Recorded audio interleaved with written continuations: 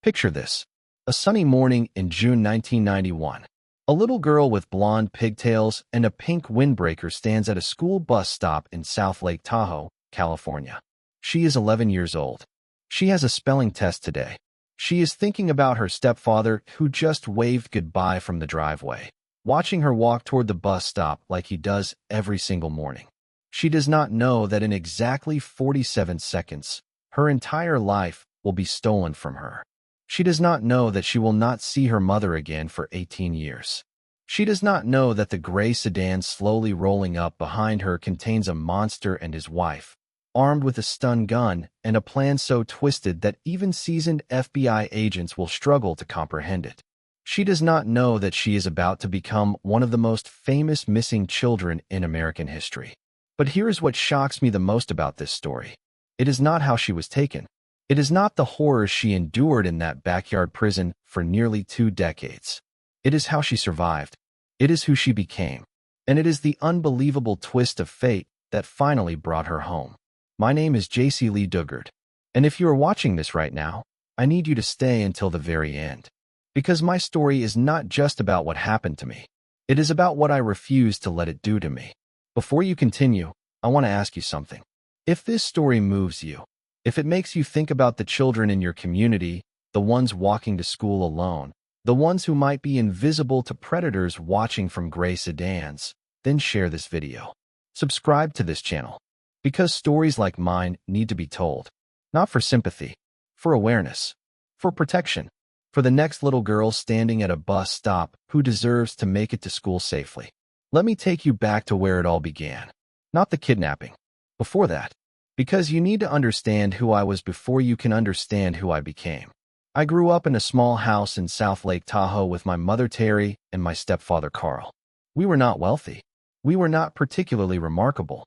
We were just a family trying to get by in a beautiful mountain town where the winters were cold and the summers were perfect for swimming in the lake. My mother worked hard. She loved me fiercely. She was the kind of mom who would check on me 3 times before bed, who would leave notes in my lunchbox, who would hold me when I had nightmares and tell me that nothing bad could ever happen to me because she would never let it. How wrong we both were. I was a curious child. I loved animals. I had a cat named Monkey that I adored. I loved reading. I loved playing outside. I was shy around strangers but bold around my friends. I was terrified of the dark but brave enough to climb the tallest trees in our neighborhood. I was a contradiction wrapped in a pink windbreaker, like most 11-year-old girls are. That morning, June 10th, 1991, started like any other. I woke up late because I had been up reading under my covers with a flashlight. My mother rushed me through breakfast. She was stressed about work. I was stressed about my spelling test. Carl offered to drive me to school, but I said no. I wanted to walk. I wanted those few minutes alone with my thoughts before the chaos of the school day began. Carl watched me from the driveway as I walked up the hill toward the bus stop. I remember looking back once and seeing him there, a coffee mug in his hand, squinting against the morning sun. I remember thinking that I should have hugged him before I left. I did not know why that thought came to me. It was just a feeling, a strange, quiet feeling that something important was happening. The bus stop was not far from our house. Maybe a quarter mile. I had walked it hundreds of times. I knew every crack in the sidewalk, every tree, every neighbor's dog that might bark at me as I passed. It was safe. It was familiar. It was home. I heard the car before I saw it. A gray sedan, moving slowly. Too slowly. I did not think much of it at first. Cars drove slowly through our neighborhood all the time. Tourists looking for vacation rentals. Delivery drivers checking addresses. Nothing unusual. But then the car stopped right next to me. The passenger window rolled down. A woman with stringy blonde hair leaned out and asked me for directions. I do not remember exactly what she said. Something about a street name. Something innocent enough that my guard stayed down. I stepped closer to the car to help her because that is what I had been taught to do. Help people when they ask. Be polite. Be kind. That was my first mistake. My only mistake. And I was 11 years old. The next thing I felt was pain. Searing, electric pain shooting through my entire body. I did not understand what was happening. I did not know what a stun gun was. I just knew that my legs stopped working and my voice stopped working, and suddenly hands were grabbing me, pulling me into the car, and the door was slamming shut, and the car was moving, and I was screaming, but no sound was coming out. I remember looking out the back window as we drove away. I remember seeing my neighborhood getting smaller and smaller. I remember thinking that Carl was still standing in the driveway with his coffee, that he had no idea what had just happened, that my mother was at work right now, completely unaware that her daughter was being taken to hell. The woman in the passenger seat turned around and looked at me with eyes that held no warmth, no humanity, no mercy. She smiled. "Don't worry," she said. "We're going to take good care of you." I was too terrified to respond, too stunned from the electricity still coursing through my small body. I curled into a ball on the back seat and closed my eyes and prayed to God that this was just a nightmare, that I would wake up in my own bed with my mother's hand on my forehead telling me that everything was okay. But I did not wake up, because this was not a dream. This was my new reality, and it would be 18 years, 2 months, and 1 day before I saw my mother again. The man driving the car was named Phillip Garrido. The woman was his wife, Nancy. Together, they would become my captors, my tormentors, and in the twisted logic of survival, my entire world for nearly 2 decades. They were not strangers to evil. Phillip had already served time for kidnapping and raping another woman years before. He was a registered sex offender who was supposed to be monitored by parole officers. He was supposed to be watched. He was supposed to be prevented from ever hurting anyone again. The system failed, and I paid the price. They drove for what felt like hours. I did not know where we were going. I did not know if I was going to live or die. All I knew was that every mile we traveled took me further from everything I had ever known and loved. The car finally stopped in front of a house in Antioch, California. It looked normal from the outside. A regular house on a regular street in a regular neighborhood. Neighbors on either side. A lawn that needed mowing. Nothing that would make you look twice. But behind that house was a secret. A backyard that had been transformed into a prison. Sheds and tents and tarps hidden behind tall fences and overgrown vegetation. A compound of horror that no one could see from the street. A place where Phillip Garrido would keep me hidden from the world for 18 years. They took me to one of the sheds in the back. It was small and dark and smelled like mildew and something else I could not identify at the time. Fear, maybe. The fear of whoever had been there before me. The fear that was now mine. Phillip handcuffed me to a bed. He told me that if I screamed, he would kill my family. He told me that no one was looking for me. He told me that I belonged to him now. I was 11 years old. I did not understand what was happening to me, but I understood that I was in danger.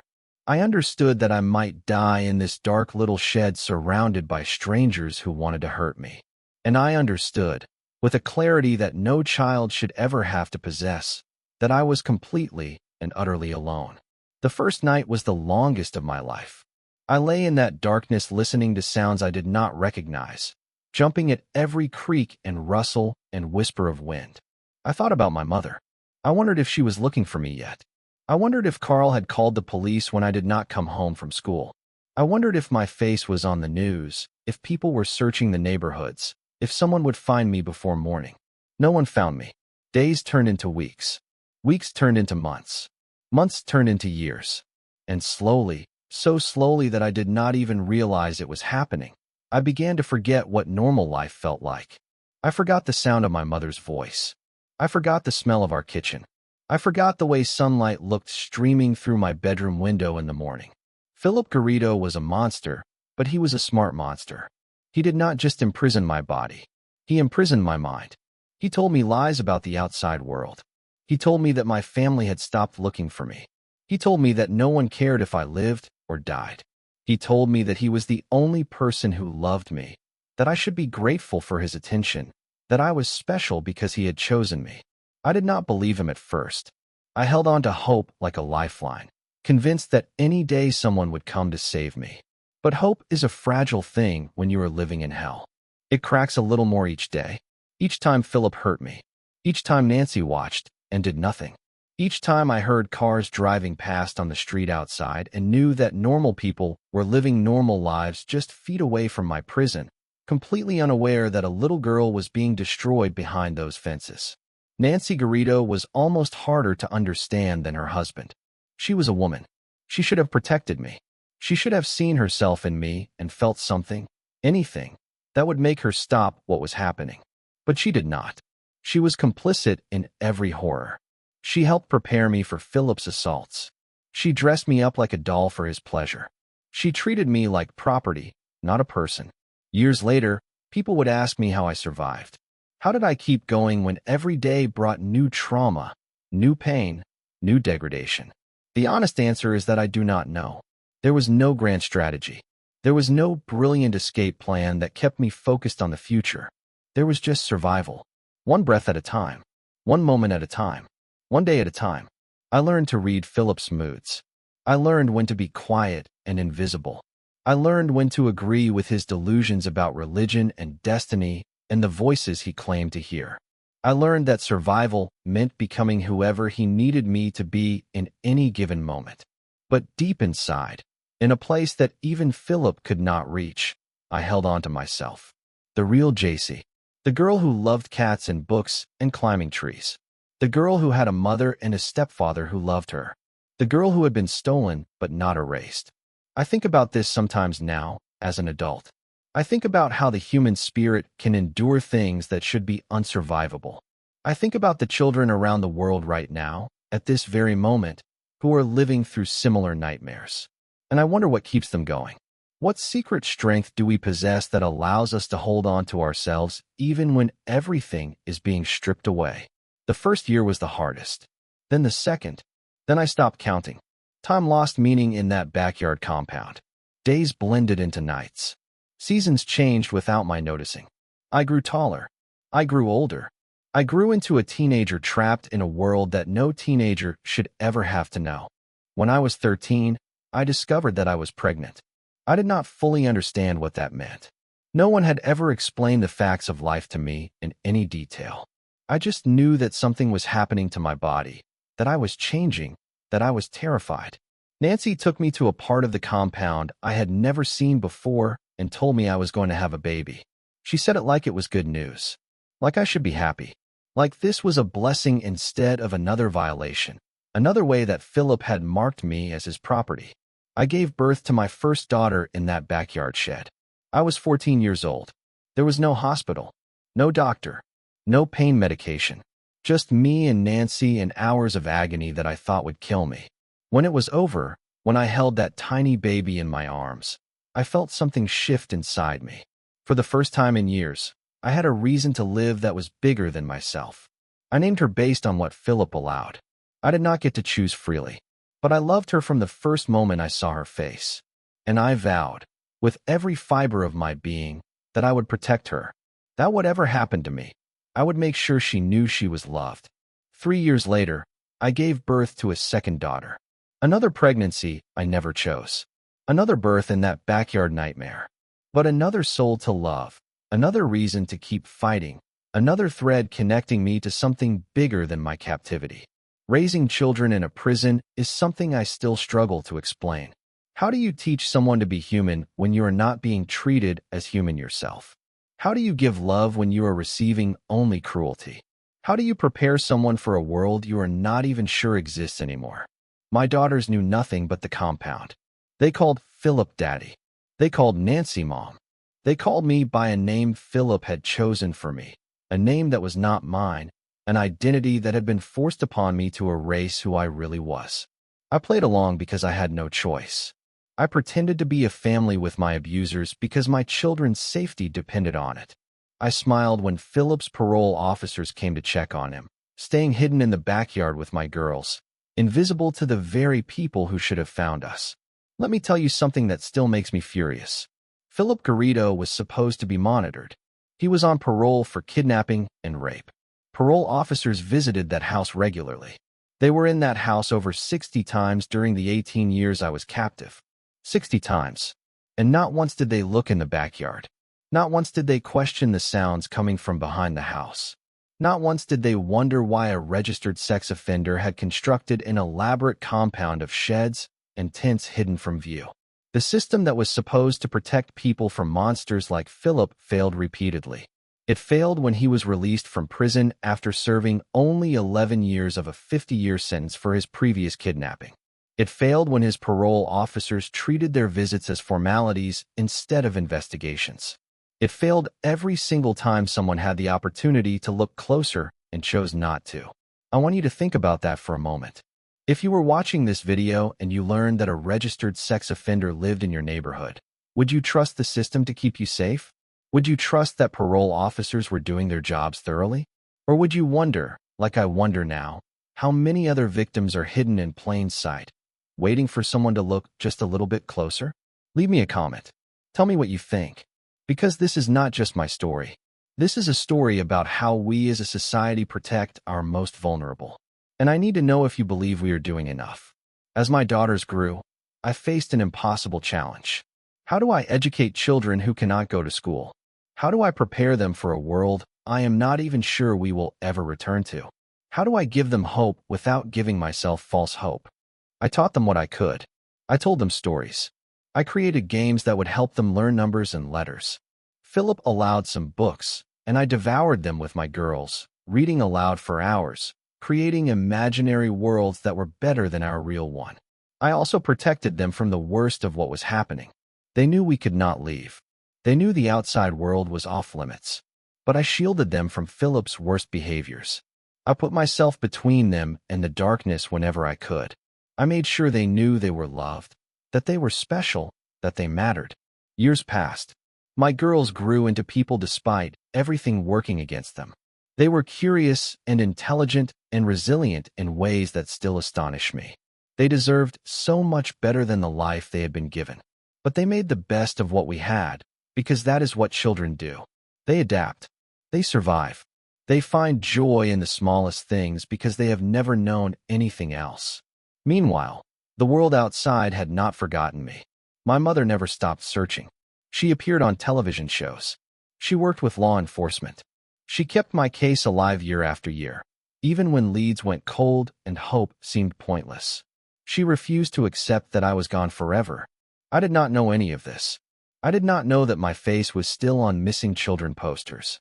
I did not know that my family had never given up.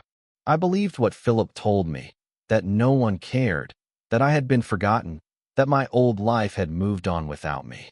That belief was one of the cruelest aspects of my captivity.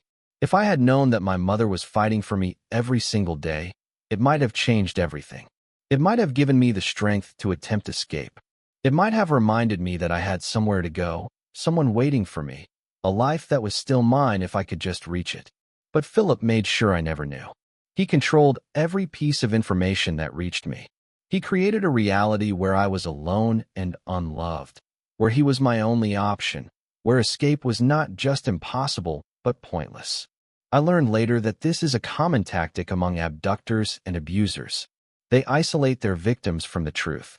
They convince them that no one is looking, no one cares, no one will believe them if they try to tell their story.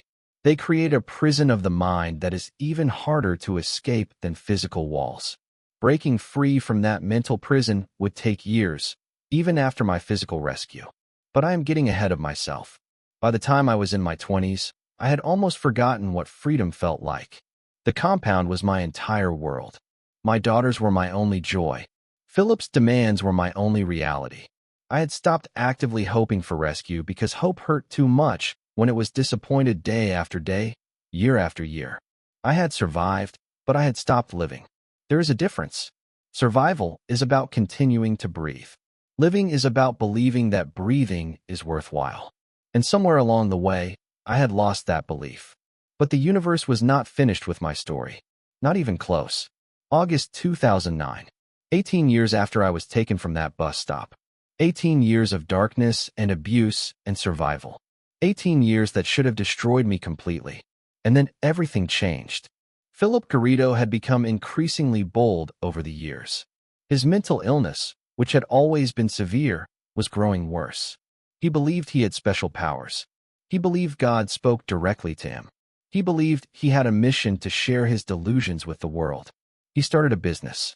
He started interacting with people outside the compound more frequently.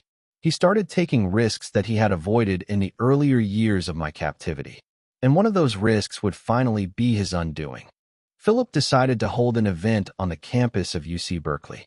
He wanted to distribute religious materials and spread his message about the voices he heard and the visions he experienced. He brought my 2 daughters with him. They were 14 and 11 at the time, the same age I had been when my life was stolen. A campus police officer named Ally Jacobs noticed something strange. The girls seemed isolated and nervous. They did not behave like normal teenagers. Phillip's behavior was erratic and concerning. Something felt wrong, deeply wrong, in a way that Ally Jacobs could not ignore. She ran Phillip's name through the system and discovered he was a registered sex offender on parole. She contacted his parole officer. She asked questions that no one had asked in 18 years. She refused to let it go. Phillip was called in to meet with his parole officer the following day. He was told to bring his wife Nancy. But in a twist that still amazes me, he decided to bring me and my daughters too. After 18 years of hiding us from every parole visit, he suddenly chose to reveal us. I do not know why. Maybe his deteriorating mental state made him reckless. Maybe he believed his own delusions that everything would be fine. Maybe some part of him wanted it to end. I walked into that parole office in August 2009 wearing clothes that did not fit properly, with 2 daughters who had never been to school, never been to a doctor, never existed according to any official record. I did not know what was happening. I did not know that my life was about to change forever. The parole officer separated us for questioning. My daughters in one room, Phillip and Nancy in another, and me, alone, facing questions I did not know how to answer. They asked me my name. I gave them the name Phillip had forced me to use. They asked about my relationship to the girls. I told them they were my daughters. They asked who their father was. I hesitated. For 18 years, I had been conditioned to protect Phillip's secrets. I had been trained to lie, to hide, to maintain the fiction that kept our twisted family safe from the outside world. Every instinct screamed at me to keep quiet, to play along, to protect the only reality I had known for half my life. But something was different this time. Something in the parole officer's eyes. Something in the way she looked at me like I was a person, not property. Something that awakened the real Jaycee, the girl who had been buried but not destroyed. I started talking, not everything at once. It came out slowly, haltingly, painfully. Years of conditioning do not disappear in an instant. But piece by piece, the truth emerged. My real name, the kidnapping, the years of abuse, the daughters born in captivity, everything. The parole officer's face went through 100 emotions as she listened. Shock, horror, disbelief, and finally, a determination that matched my own slowly emerging courage. She looked at me and said words I had waited 18 years to hear. Jaycee, you're safe now. No one is ever going to hurt you again. I did not believe her. I could not believe her. I had spent so long believing that safety was an illusion, that the outside world could not be trusted, that my only option was to survive inside the prison Phillip had created. Believing that I was truly free felt like another trap, another test, another way for someone to hurt me. But she kept saying it. And slowly, impossibly, I started to let myself hope. They arrested Phillip and Nancy that day. They took my daughters to safety. They began the process of confirming my identity, of proving that the little girl who had disappeared from a bus stop in 1991 had somehow survived all these years. The news broke within hours. Jaycee Dugard had been found alive. The missing girl was a woman now, with children of her own, with a story that would horrify the nation and spark reforms in how sex offenders are monitored. My mother got a phone call that afternoon, 18 years after she had watched the news in terror, wondering what had happened to her baby girl. 18 years of hope and despair and refusal to give up. And finally, the word she had prayed to hear. Your daughter is alive. Your daughter is coming home. I learned later that she collapsed when she heard the news, that she could not stop crying for hours, that she had to be sedated because her body could not handle the shock of joy after so many years of grief. I understand that reaction now, because when they told me I was going to see my mother again, I felt something similar. A breaking open of emotions that had been locked away so long I had forgotten they existed. A flood of feeling that threatened to drown me. I was going home. After 18 years, I was finally going home. The reunion with my mother is something I still struggle to describe. How do you capture in words the moment when two people who have been torn apart find each other again after almost 2 decades? How do you explain the mixture of joy and grief and confusion and love that overwhelms every other sensation? She looked different. Of course she did. 18 years had passed. She had gray in her hair now, lines on her face that had not been there when I was 11. But her eyes were the same. Those eyes that had watched over me as a baby, that had checked on me 3 times before bed, that had never stopped searching even when everyone told her it was hopeless.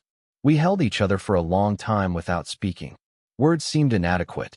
Words seemed almost insulting compared to the enormity of what we were feeling. We just held on, mother and daughter, finally together, finally safe, finally able to believe that the nightmare was over. My daughters met their grandmother for the first time.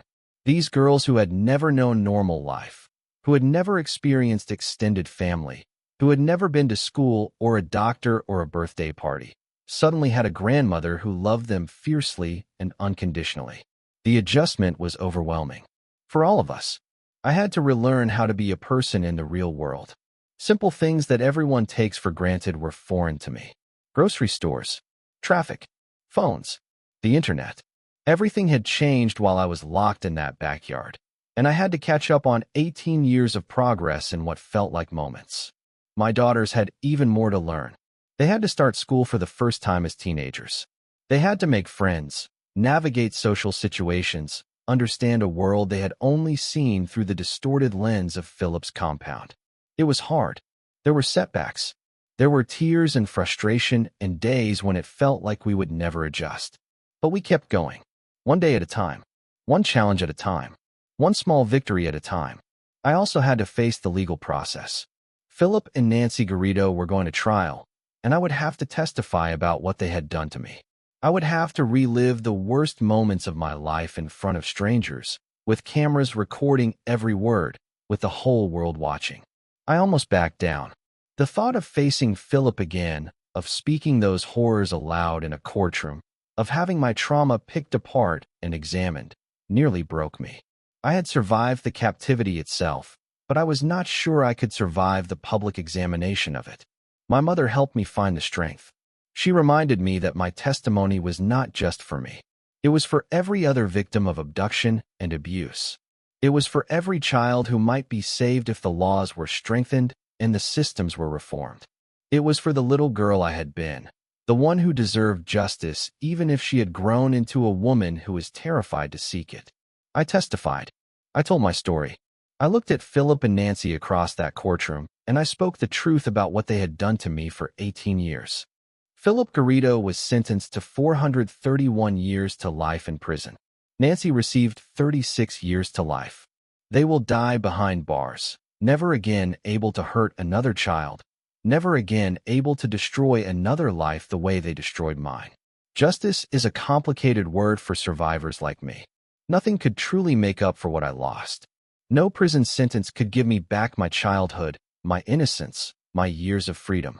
But knowing that they could never do this to anyone else gave me something. Not peace exactly, but something close to closure.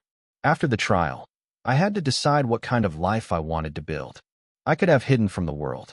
I could have lived quietly, protected my privacy, never spoken publicly about what happened.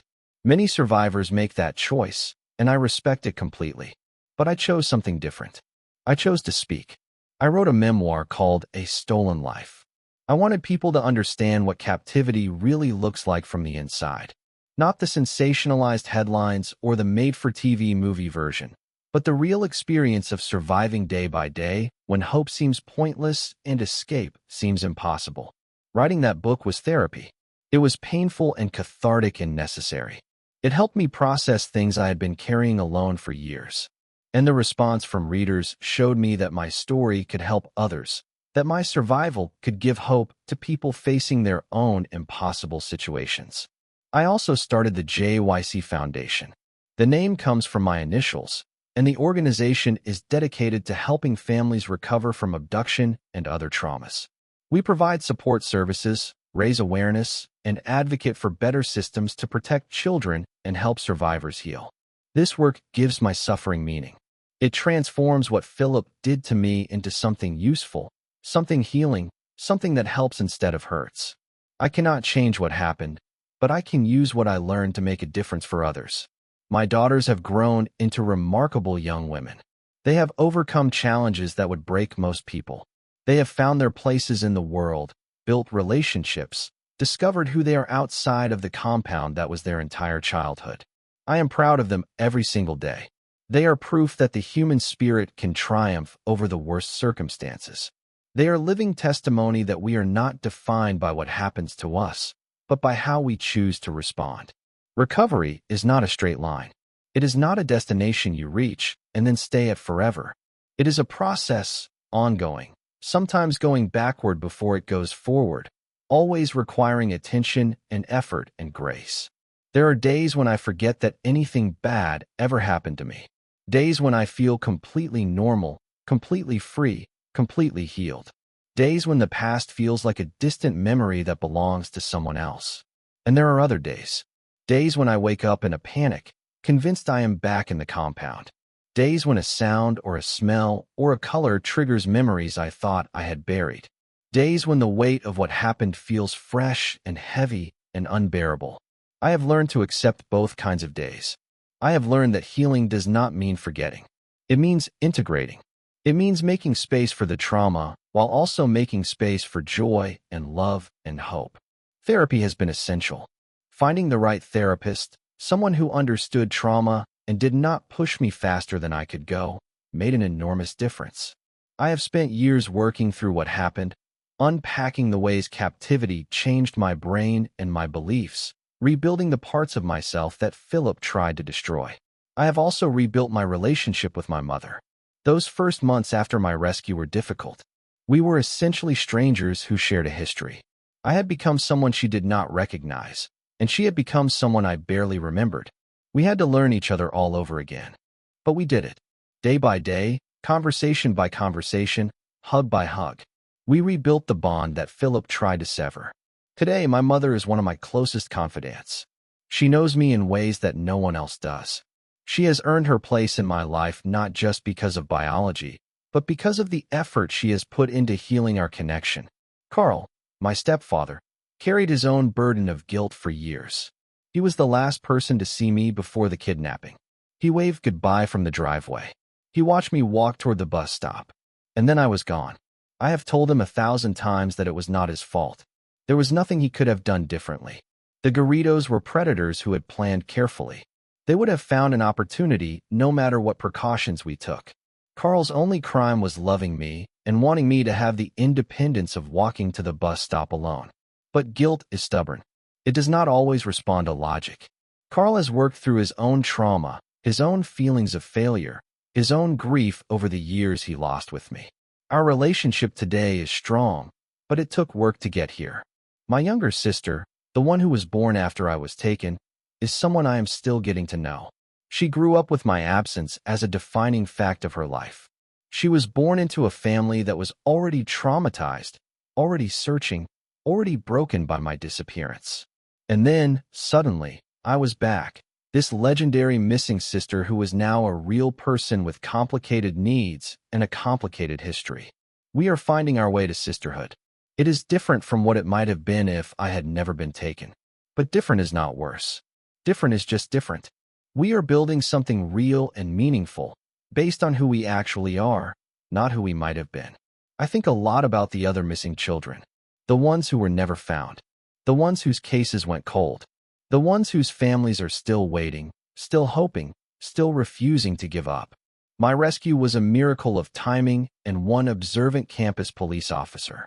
If Ally Jacobs had not noticed something strange about my daughters that day, if she had not run Phillip's name through the system, if she had not persisted when an easier path would have been to let it go, I might still be in that compound today. I might be dead. The randomness of my rescue haunts me. It should not have taken 18 years. It should not have required such a specific chain of events. The system should have found me. The parole officers who visited that house should have looked behind the fence. Someone should have asked questions sooner. I advocate now for better training, better protocols, better systems. I speak to law enforcement groups about what they missed in my case. I push for reforms that would make it harder for predators like Phillip to hide their victims in plain sight. Change is slow. Bureaucracies resist. Resources are limited. But every improvement, every additional question a parole officer asks, every extra moment of attention paid to a registered sex offender's home might save a child who is hidden behind a fence somewhere right now. That possibility keeps me going. That hope drives my advocacy. That belief that my story can prevent other stories gives meaning to what I endured. People often ask me if I hate Phillip and Nancy Garrido. They expect me to say yes. They expect rage and bitterness and a desire for revenge. And I understand that expectation. What they did to me deserves hatred.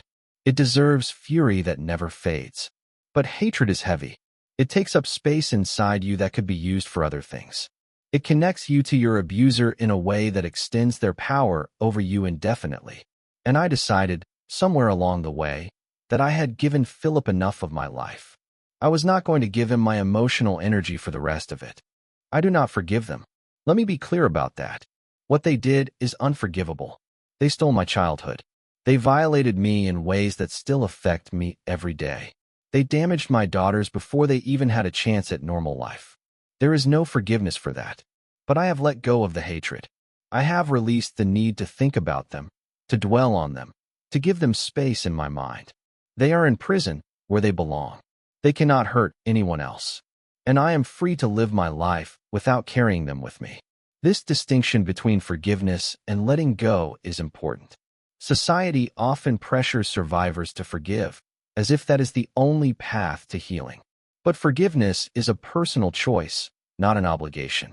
Some survivors find peace through forgiving their abusers. Others find peace through other means. Both paths are valid. What matters is not what you feel about your abuser. What matters is what you feel about yourself. Do you believe you deserved what happened? Do you carry shame that belongs to someone else? Do you let the abuse define who you are and what you are capable of becoming? Those are the questions that matter. Those are the battles worth fighting. And those are the victories that true healing is built upon. I have won those battles. Not easily. Not quickly. Not without setbacks and struggles and days when I wanted to give up. But I have won them. I know now that what happened to me was not my fault. I know that I am not defined by my captivity. I know that I am capable of joy and love and achievement and everything else that makes life worth living. Phillip tried to break me. He failed. My daughters are proof of that failure. They are healthy, happy, productive members of society. They have relationships and goals and futures that Phillip never intended for them to have. Every day they live fully is another defeat for him, another victory for us, another brick in the foundation of the life we built despite everything he tried to take from us. I am proof of that failure too. I am an author, an advocate, a speaker. I help other survivors find their way forward. I contribute to changes that protect children who might otherwise become victims. I live a life that is meaningful and purposeful and full of love. Phillip wanted to own me. He wanted to erase who I really was and replace it with whatever he created. He wanted to reduce me to an object, a possession, a thing with no identity beyond what he allowed. But I am Jaycee Dugard. I am the girl who was stolen from that bus stop. I am the woman who survived 18 years of captivity. I am the mother who protected her daughters even when she could barely protect herself. I am the author who shared her story to help others. I am the advocate who fights for change. I am all of these things and more. I am the sum of every choice I made to survive, to hope, to love, to rebuild. And no one, not Phillip, not Nancy, not anyone, can take that from me. If you have stayed with me until now, I want to thank you. This story is not easy to hear. It is not comfortable or pleasant or uplifting in any simple way. But you have given me your time and your attention, and that matters. I want to leave you with some final thoughts. Some things I have learned that might help you, whether you are a survivor yourself or simply someone who cares about making the world safer for children. First, trust your instincts.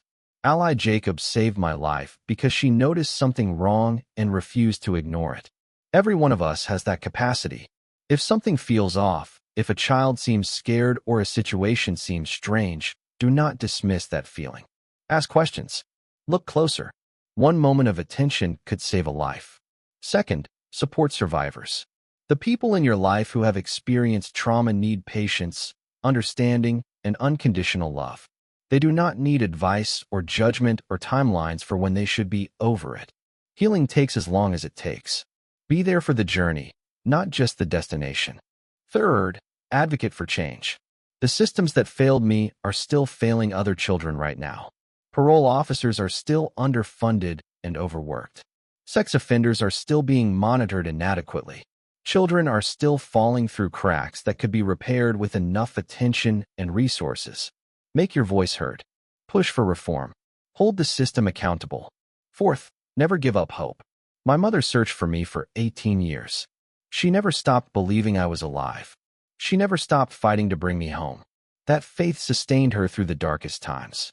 And when I was finally found, it was there to welcome me back. Hope is not naive. Hope is survival. Finally, know that recovery is possible. If you are living through something terrible right now, if you are trapped in a situation that seems inescapable, if you have lost all belief that things can get better, hear me when I tell you this. They can. I am proof. My daughters are proof. Every survivor who has rebuilt their life is proof. The human spirit is stronger than any cage. It is stronger than any monster. It is stronger than any years of darkness and abuse and hopelessness. You are stronger than you know. I was 11 years old when my life was stolen. I was 29 when I got it back. That is 18 years that I can never recover. 18 years of experiences I will never have. 18 years of memories I was denied. But I have now lived longer as a free woman than I lived as a captive. Every year, the balance shifts further in my favor. Every year, freedom becomes more normal than captivity. Every year, the little girl in the pink windbreaker reclaims more of what was taken from her. I am not just a survivor. I am a thriver. I am a mother. I am an author. I am an advocate. I am a daughter, reunited with a mother who never stopped searching. I am a sister, building new bonds with family I barely knew. I am a friend, an employer, a member of my community. I am Jaycee Dugard, and I am proof that no matter what happens to you, no matter how long the darkness lasts, no matter how impossible rescue seems, there is always a chance for light. Watch for the children in your community. Ask the questions that need asking. Be the person who notices when something is wrong. You might be someone's ally, Jacobs. You might be the reason a story ends in reunion instead of tragedy. And if you are carrying your own burden of survival, know that you are not alone. Know that help exists. Know that the shame belongs to your abuser, not to you. Know that your story is not over, and the best chapters may still be ahead. Thank you for witnessing my story. Thank you for caring. Thank you for staying until the end. Now go. Share this with someone who needs to hear it. Subscribe so you can hear other stories of survival and hope. Leave a comment telling me what you will do differently after hearing what happened to me. Because stories like mine are not meant to be forgotten. They are meant to spark change. Be that change. I am Jaycee Dugard. I was stolen. I survived. I came home. And I am never, ever going to stop fighting for the children who have not been found yet. This is my story, but it is also yours.